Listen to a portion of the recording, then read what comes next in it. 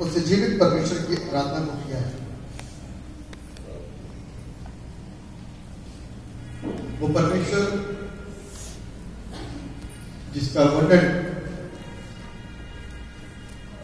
मानव बुद्धि से बाहर है और परे है।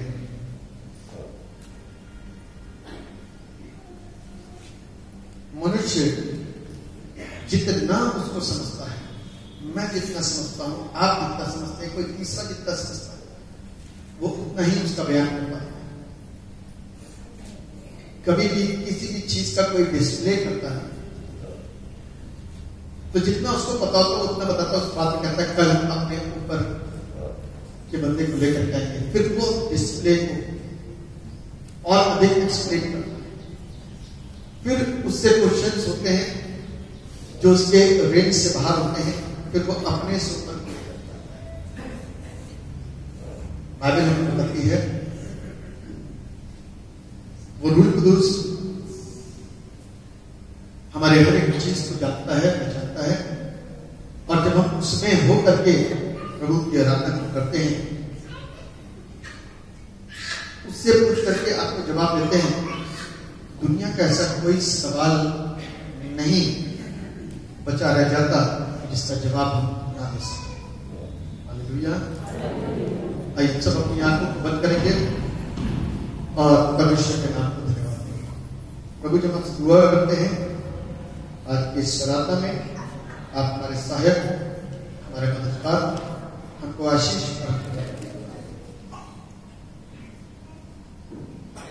आज हम आपके वचन से सीखते हैं, तो आप हमारा अगुवाई करिए, हमारे मार्गदर्शन। हमारा विश्वास है प्रभु आप हमारे साथ रहते हैं, हमारा मार्गदर्शन करते हैं,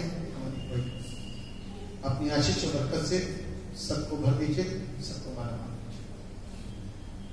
यीशु मसीह के नाम से आमीन। जिस विषय के ऊपर आज हम लोग मनन करने जा रहे हैं, मैं चाहूंगा कि इस विषय को आपको बताऊं।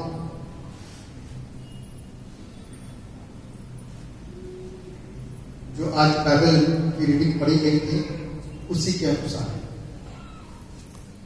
तो जो बाइबल की रीडिंग पढ़ी गई थी वो थी निर्गमन का 3रा अध्याय और उसके पहले पद से लेकर के 12 पद तक। दूसरा हिस्सा जो पढ़ा था वो था मरकुस रचित सुसमाचार 8वां अध्याय 27 पद से लेकर के 35 पद तक। इससे संबंधित जो आज का थीम है, आज का शीर्षक जिसके ऊपर आज हम मनन करेंगे, वो है Jesus the Messiah accepted suffering according to his father's will and was his disciple to follow him। Hindi में इसका अर्थ है मसीह यीशु ने अपने पिता परमेश्वर की इच्छा के अनुसार, मसीह यीशु ने अपने पिता परमेश्वर की इच्छा के अनुसार दुख स्वीकार किया और अब वो अपने शिष्यों को आह्वान देता है कि वे उनका अनुगमन करें और दुखों को स्वीकार करें।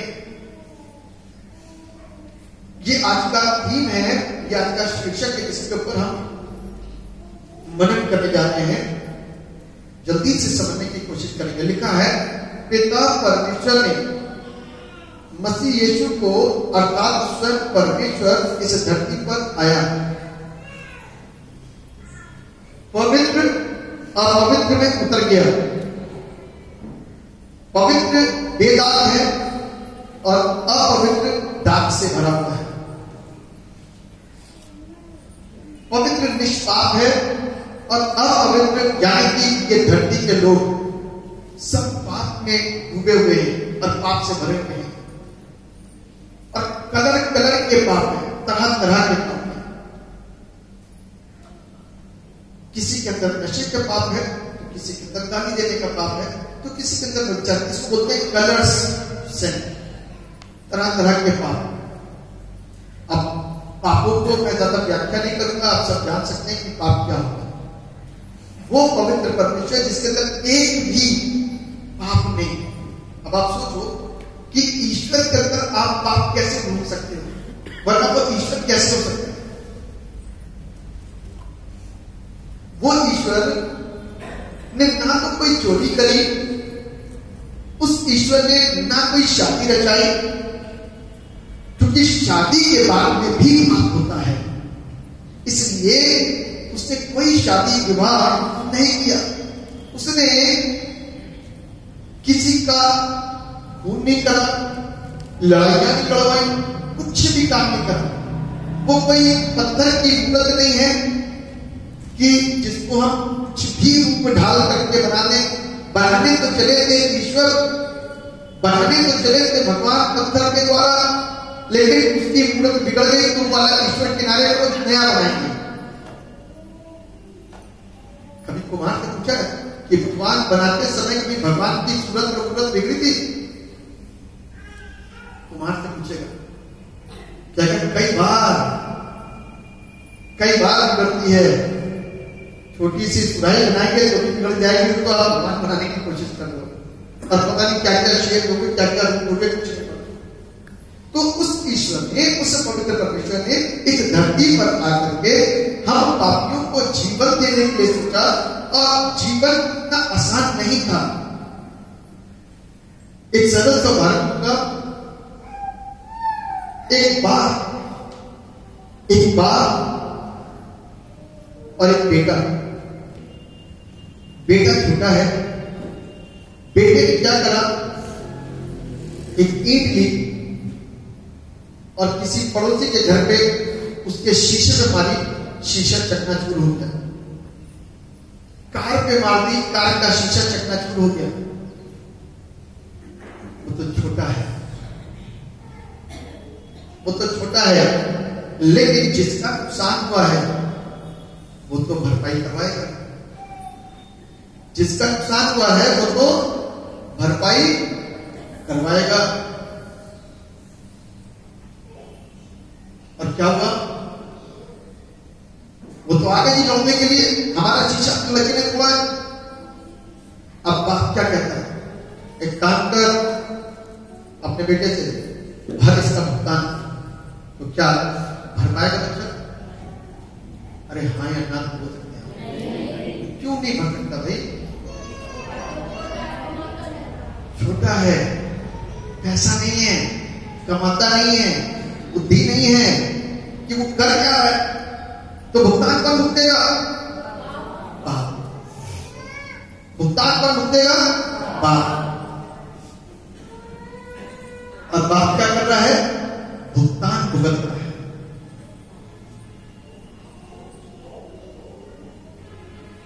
उस परमेश्वर ने, पाप हमने किया, गुनाह हमने किया, झगड़े हमने किए, नफरतें हमने करी, झूठ हमने बोला, लड़ाइयां हमने लड़ी, झगड़े हमने करे, भुगतान कौन भुगत रहा है? बाप। जोर से बोलो ना, बाप। अब मैं आपको एक चीज बता करके चल रहा हूं शुरुआत में कि वो पवित्र और हम अपवित्र। तो ये कैसा रिश्ता हो गया, पवित्र और अपवित्र? हम उसकी औलाद कैसे हो गए, हम उसकी सृष्टि कैसे हो गई? क्योंकि पवित्र जो रचेगा वो पवित्र ही रचेगा, अपवित्र नहीं रच सकता। तो हाउ इट इज पॉसिबल? वो कैसे संभव है कि एक पवित्र अपवित्र को कैसे रच सकता है? इस बात का क्लेरिफिकेशन बाइबल के 3 अध्याय में आपको मिलेगा। 2 अध्याय से शुरू होगा, 3 अध्याय तक जाएगा। लिखा है कि उस ईश्वर ने, उस परमेश्वर ने इंसान की रचना को अपनी तरह की थी। कैसे की? सब ऐसा बोलो, अपनी तरह की थी, अपने स्वरूप में की थी। हाँ, अपना श्वास रुका था और पवित्र बनाया था। क्या कर रहा था? अपना श्वास रुका था और पवित्र बनाया था। लेकिन वो निकम्मी चाल चला किसी के बहकावे और बहकाने में आकर के, किसी के बहकाने और बहकावे में आकर के वो परमेश्वर पिता के खिलाफत में चल गया और पाप कर दिया। और पाप करके क्या करा उसने? परमेश्वर की महिमा से दूर हो गया। वो परमेश्वर की सृष्टि है, लेकिन पाप तो हो गया, अब इसको संभालेगा कौन? क्योंकि हम तो अज्ञान है, हम अपने आप से अपने पाप का निवारण नहीं कर सकते, भुगतान नहीं भुगत सकते, क्योंकि I don't have any idea how to solve it, कैसे इसको सॉल्व किया जाए। जिस तरीके से छोटे के बच्चे के पास में नॉलेज नहीं है, क्यों कर रहा है, सही कर रहा है, गलत कर रहा है, जिस तरीके से उस छोटे बच्चे के पास में पैसा नहीं है, जिस तरीके से वो छोटा बच्चा कमाता नहीं है, पिता को भुगतान करना पड़ा, ठीक उसी प्रकार से ऐसी बहुत सारी चीजों में हम अज्ञान थे और अज्ञान हैं। तभी परमेश्वर को इस धरती पर यीशु के रूप में इस धरती पर आना पड़ा। और जब वो आया तो भुगतान भुगतने वाले ने कैसे भुगतान होता होगा? ले पकड़ अपने पैसे, ऐसे या 2-4 शीशे और तोड़ेंगे और डबल और ट्रिपल ले ले, ऐसा करोगा? भैया गलती हो गई, अपना भुगतान आगे से माफ कर। यीशु मसीह ने जब इस धरती पर आया तो मेरे और आपके पाप को, जिसका भुगतान हमको भुगतना था, अपने ऊपर ले गया और क्रूस पर चढ़ गया और हमेशा का बलिदान दे करके बच्चे को थोड़ी देर के बाहर ले गए। तो हमेशा का भुगतान भुगत करके एक सिद्ध बलिदान दिया। वो बलिदान किसी के बस की बात नहीं थी, सिर्फ बाप ही भुगत सकता था। एक बात बताइए, पड़ोसी भुगतान भुगतने जाएगा, तमाशा देखने तो सब भूल जाएंगे, लेकिन पड़ोसी उसका हर्जाना भुगतेगा? क्यों? क्यों? क्योंकि वो उसकी औलाद नहीं है, उसने किया नहीं, उसके लड़के ने नहीं किया, उसने किसी को जानता ही नहीं कैसे हुआ, तो उसको भुगतेगा। वो हमारा बाप है, इसीलिए वो हमको जीवन दिलाने के लिए धरती पर आ गया। हालेलुया। वो जीवन दिलाने के लिए आया क्योंकि पाप से निवारण प्राप्त करने के लिए किसी के पास में कोई भी तरीका नहीं मालूम सिवाय परमेश्वर। और उस प्रभु ने मुझको और आपसे अच्छा, जब भुगतान भुगत रहा होगा बाप, वापस आ जाइए उसी वाले उदाहरण पे, जब बाप भुगतान भुगत रहा होगा तो सामने वाला क्या समझा देना कि अपने बच्चे को दोबारा क्या करे, उसका डबल पेमेंट दूंगा, पुलिस को शिकायत करूंगा। हाँ जी समझा, बाप ऐसी पीड़ा को, कष्ट को, गाली को, उसकी तेज आवाज को उसने सुना और खामोश हो। ठीक उसी प्रकार से स्वर्ग का पिता जब इस धरती पर आया, मेरे और आपके पाप को अपने ऊपर उठाया तो बहुत कष्ट सहा, बहुत कष्ट सहा। कोड़े उसको मारे गए, थूका उसके ऊपर गया, गाली उसे दी गई, भाला उसके भूखा गया, कांटों का ताज उसको पहनाया गया। और वो चुपचाप किसके लिए और किसकी वजह से? मेरे लिए और मेरी ही वजह से सब सर झुका करके सहन करता रहा। उसके मार खाने से आज हम आजाद हैं। इतनी गवाहियां आज दी गई हैं सवेरे से, ये गवाहियां कभी बन नहीं सकती, मगर बन सकती है। जीवन भर का दर्द और तकलीफें, 10-10, 12-12 साल की बीमारियां, दुष्टात्माएं आसानी से चली जाएगी क्या? जब कहीं नहीं गई तभी तो आप यहां पर आए, जब कहीं निवारण नहीं हुआ तभी आपको यहां पर आना पड़ा और यीशु के नाम में आपको आजादी मिली। तो यीशु मसीह ने कष्ट उठाया, पीड़ा उठाई, किसके लिए? हमारे लिए। आज यीशु मसीह का पैगाम हम सबके पास है। अब जो अपने आप को कहते हैं कि हम प्रभु के हैं, तो हमारा फर्ज प्रभु हमको क्या सिखाता है? तुम्हें भी पीड़ा उठानी है। किसके लिए? दूसरों के लिए। ठीक है ना? सही संदेश है। कहता है कि जो मैंने अपने पिता की इच्छा को पूरा, पिता की इच्छा थी कि जाओ जाकर के कष्ट सहन करो, आज यीशु की इच्छा है, मेरे और आपसे यह अपेक्षा करता है, जो कोई विश्वास करता है तो अपने आप को प्रभु का बहुत अच्छा भक्त समझता है, मंदिर समझता है, तो वो किसी का बैरी नहीं हो सकता। वो सहन करना जानता है और वो उसकी वजह से दर्द और पीड़ाओं को सहन कर सकता है। यही है आज का आह्वान, यही है आज का संदेश, जिसको सुन करके हमको अपने फेथ को आगे बढ़ाना है। पौलुस जब प्रभु यीशु मसीह का दास बन गया तो बाइबल बताती है पौलुस ने बहुत सारी पीड़ाओं को सहन कर लिया, तरह तरह के जोखिमों में वो गया और सहन करता गया। पुस्तक की तरह किसी को कुछ नहीं कहा, सहन करता गया, क्योंकि अपने पिता से सीखा था उसे। हम अपने पिता की औलाद है, जैसा वो करता है वैसा ही हम करते हैं। स्वर्ग के पिता की बात करते हैं, अर्थात यीशु मसीह की। जैसा उसने मुझको आपको सिखाया, यदि हम वैसा कर सके, कर पाए, तो इस बात को ध्यान रखिएगा, हम उसकी इच्छा और उसकी मर्जी को पूरा कर रहे हैं। और यदि नहीं कर रहे तो मैं और आप उसकी सच्ची और नेक औलाद नहीं।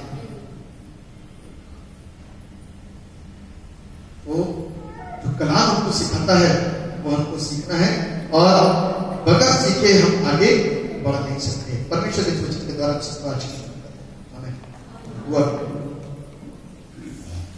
जीवित और समर्थी पिता परमेश्वर, राजाओं के राजा, प्रभु के प्रभु, सर्वशक्तिमान पिता, अपनी करुणा और अपनी दया हम सबकी जिंदगी के ऊपर बनाइए और हम सबको आशीष ना तो बहुत से नाश कर सके, परंतु प्रभु आपकी सामर्थ और आपकी आत्मा के द्वारा सब कुछ कर सके। आप सबको बरकत दीजिए। यीशु जी, आज बहुत सारे ऐसे हैं जो नए हैं, आपके नाम में वे जिंदगी को प्राप्त करें, आपके नाम में वे आशीष को प्रभु आपका रूप को छुए, वो जिंदगी को लेकर के आ सके, क्योंकि ये वो स्थान है, वो घर है जहां की प्रार्थनाएं स्वीकार की जाती है। जैसे यरूशलेम के अंदर जब सुलेमान ने प्रभु से विनती करी कि प्रभु यहाँ जो भी आए प्रार्थना मांगे, उसकी प्रार्थना को सुनो। प्रभु हमसे दुआ करते हैं, यहाँ आने के बाद में जब लोगों के लिए प्रार्थना की गई है, की जा रही है, इस समय भी प्रार्थना की जा रही है, प्रभु आप उनके मन की विनतियों को सुन करके उनको जीवन दीजिए, ताकि वो आशीष पा करके आपको धन्यवाद दें। हमारा विश्वास है आप प्रार्थना को सुनते हैं, आप आशीष अपनी अपार दया और अपनी अपार करुणा हर एक दूसरे की दुआ के नाम में मांग लेते, जैसे सुने और आमीन।